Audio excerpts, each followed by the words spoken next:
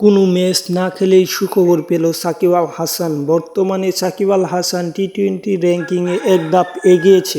টি-20 বিশ্বকাপ চলাকালীন সাকিব আল হাসানের বাজে পারফরম্যান্সের কারণে সাকিব টি-20 ওয়ার্ল্ড কাপের আগে শীর্ষস্থানে থাকলেও শীর্ষস্থানে থাকলেও ওয়ার্ল্ড কাপের মাঝামাঝি সময়ে যে র্যাঙ্কিংটা প্রকাশিত হয় সেখানে শীর্ষস্থান তো হারিয়েছে, এক ধাপে শীর্ষস্থান থেকে 6 নম্বরে নেমে গিয়েছিল বিশ্বসেরা এই বাংলাদেশি তারকা অলরাউন্ডার।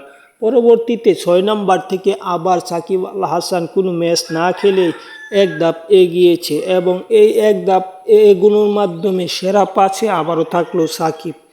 এবং পরবর্তীতে যদি বাংলাদেশ টি-20 আরও ম্যাচ খেলে সেই সময় সাকিব আল হাসানের আরও উন্নতি করার সুযোগ থাকবে, কারণ বাংলাদেশে লম্বা সময় টি-20 ম্যাচ নেই। বিশ্বকাপের পর প্রায় 2 মাসের মতো বাংলাদেশের কোনো টি-20 ম্যাচ নেই।